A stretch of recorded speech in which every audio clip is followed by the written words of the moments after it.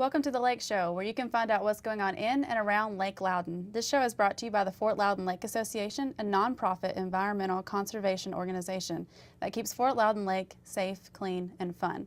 I'm Allison Kelly, and I'm the Media and Communications Specialist for the Fort Loudoun Lake Association, and I work with zone managers and an in-house scientist who remove trash and debris daily, educate our community on pollution prevention, and monitor our stormwater and the health of our streams. And today, we're having a little fun here on CTV, and we're switching roles. I am actually interviewing Executive Director Angela Howard today, and I'm usually behind the scenes doing the editing part of it, and today I'm the interviewer. She's going to interrogate me, so let's all get prepared. Are you ready? Yeah. Okay. First question. So the big question, what brought you to Fort Loudoun Lake Association? That's a great question because I'm a life coach and financial consultant and a business consultant, and I've had a lot of fun over 15 years being in the holistic health industry. And I got asked to consider this position, Executive Director, back in 2012. And I'm a native Knoxvillian, born and raised right here, right near Fort Loudoun Lake. And I thought, if I could really leave a legacy, if I can make a difference, if I can clean Fort Loudoun Lake, make it a better place, and leave Knoxville a little bit better, then why not? And so that's why I took the position. So what's your mantra that gets you to the lake every day and out there with the zone managers, you know, getting them motivated, getting them going to do their job? The importance of our work, the importance of this lake, this river that is the head of the Tennessee River, the importance of us keeping our part clean so that the rest of the Tennessee River can be clean too and pristine and beautiful, the importance of promoting Knoxville, promoting it both environmentally but also economically. You know, we have UT, you're a UT grad, and we're one of, I believe it's only 2 universities that are really built on and around a river like this. So with all that focus on such a beautiful, beautiful asset, it's important to keep her clean. And yeah, that gets me up every morning. Yep. The bank account and the fact that this work is so important for the world, for the globe, really. So what is your favorite part of being the Executive Director? What do you love doing most? Ooh. Wow. You know, I love to socialize. I mean, that's kind of a, hey, I admit it. I love to socialize. I love to socialize with a purpose. And now everything that I do, it has an ulterior motive. And, you know, I can apologize to everybody for that, but they know that my heart is now the lake. And so the funnest part is imparting the wisdom, giving somebody an aha, like, oh, I didn't know. Well, yeah, right, the lake is important. Oh, you didn't know that when you dump your cigarettes out and I don't know where in Fountain City that it's going to end up in our lake. Helping people realize the importance, helping people realize they can help, bringing people together. I've been a team player and a team leader for years. I was a cheerleader back in the old high school days. And bringing a team together and bringing the awareness to Knoxville, pulling it all together to really save, clean, preserve, and protect this river. Yeah, I've been with you on those social gatherings, and I've seen that light bulb moment that people have. They don't realize the impact that they're having on the river whenever they do certain things. And so you grew up here. You were born and raised Knoxvillian. You went away for a little while. A long time. was there a big difference between whenever you were growing up and when you came back? Actually, if we're talking about just the river, yes. But overall, Knoxville, they called it the scruffy little city. You know, I left in 1982 when the World's Fair had just been here, and we had a wonderful global focus, but they also said, you know, what a great scruffy little town that is. And some people really like that. I don't think we need to be scruffy anymore. I think we can be a great destination place for people. Now, you're not going to travel far and wide to come to Knoxville. Got that. Kim Bumpus of Visit Knoxville and her whole marketing group has done a great job at rebranding Knoxville. So you asked me, when I came back, Knoxville was cool. Downtown was still on the brink of just rebuilding itself. David Dewhurst, a lot of those people, John Craig, all the names that, you know, we hear a lot of down there have done a great job at our urban Knoxville. Farragut used to be farmland, and now it's practically an annex, you know, of Knoxville.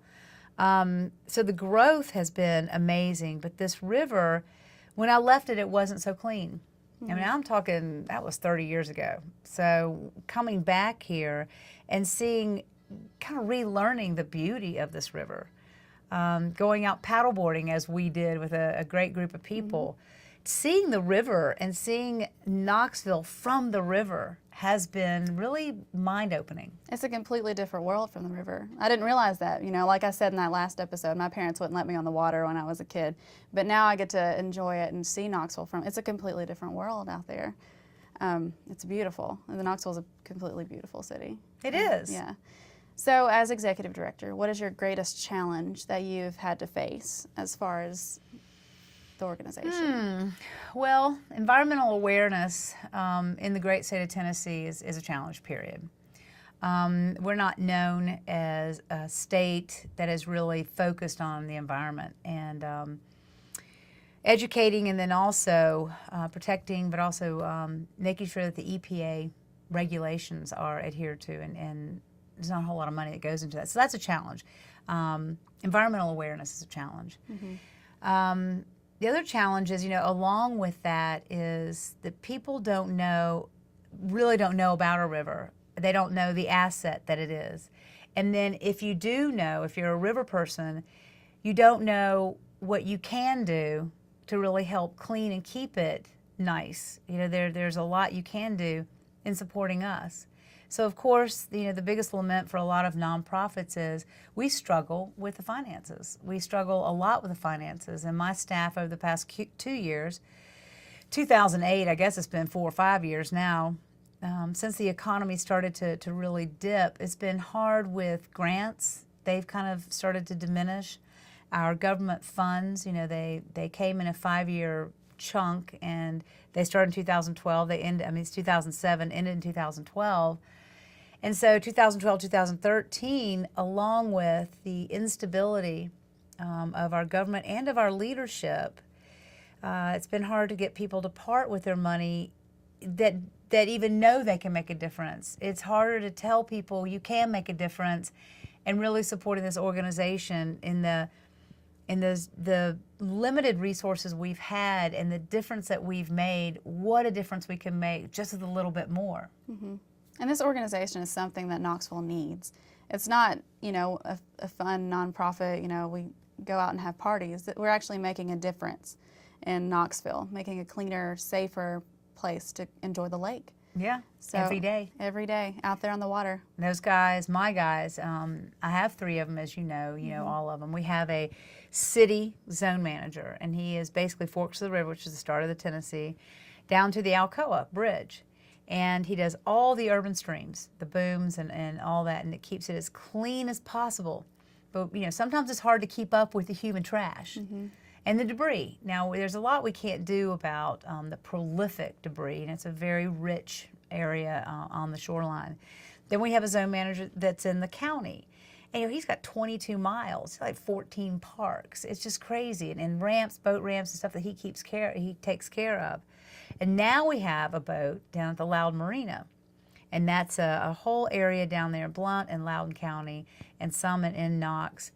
You know, they're out there every day monitoring the best that we can. But, you know, if the citizens only knew, and we really need this volunteer state to be the volunteer state that it's known for.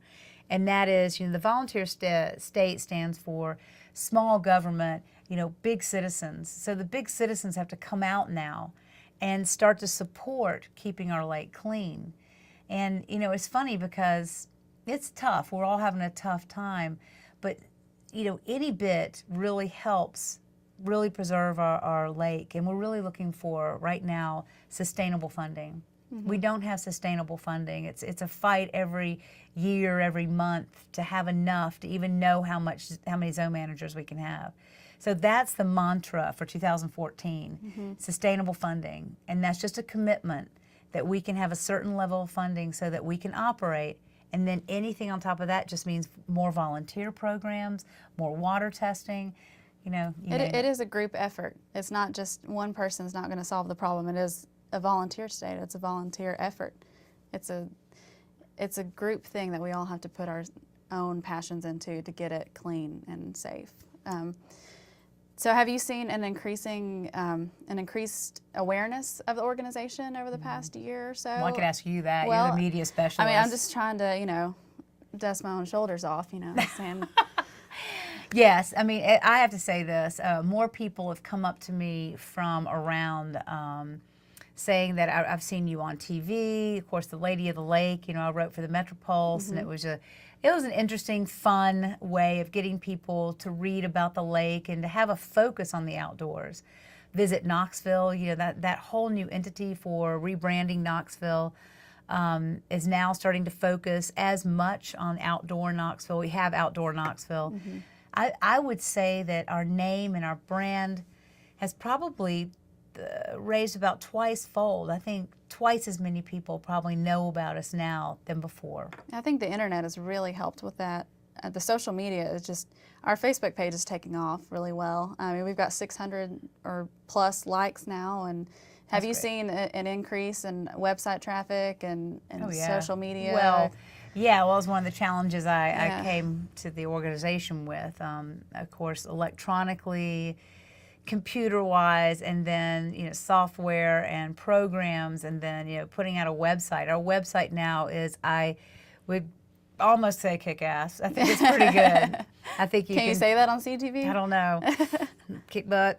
Anyway, I think that we've done a good job at you know, making it easy to donate, making it easy to find out about us, making it easy to volunteer. It's fun to volunteer. Yeah. I have volunteers that come back. People that had to put in community hours now want to put in community hours with us. And we have a lot of programs. So go to the website, FLLAKE.org, and join a volunteer event. You know, just sign up. Sign up for the newsletter. That's how they really find out what's going on. That's the greatest resource. You get to hear what's going on from your point of view, from the, you know, our event point of view, or, you know, you get to see what's going on. You get a link to your article, a Metropulse, and I think it's one of the greatest resources. I wonder why it's so good. I don't know. Maybe because I write it. I'm not tooting my own horn or anything. But well, no. That's what it takes as a media and communications. Yeah. But I think it's really grown and become a great organization. I mean, it was already a great organization, but I think our awareness, not just my part of it, you've been a really great executive director and really brought the organization to another level. So thanks. I'm really happy to see it grow and become more widely known. Before, when I told people I was going to work for the Fort Loudoun Lake Association, they're like, "Oh, you're going to go work out in Loudoun?" Yeah. But now they know, you know, I'm downtown, I'm helping out. So then it's a lot more accessible feeling now. So I just hope with the raise in awareness of who we are and what we do, that translates into some financial support. Again, the sustainable support. Because our operations really could use it. Yeah, I mean, I've been doing this out of my own passion and love for the lake, so you haven't had to pay me anything. So I love doing it. A perfect volunteer right there. Yeah, I'm the perfect volunteer. So, well, you can also help out by going to our website, FLLAKE.org, and donate now, become a volunteer. Or you can sign up for our newsletter, like we just said, and get a newsletter once a month and learn about what's going on. And you can just give us a call. Call us at 865-523-3800. Thank you and for joining us today. And remember, what we do is RAMP. We remove, advocate, monitor, and protect Fort Loudoun Lake. Thank you.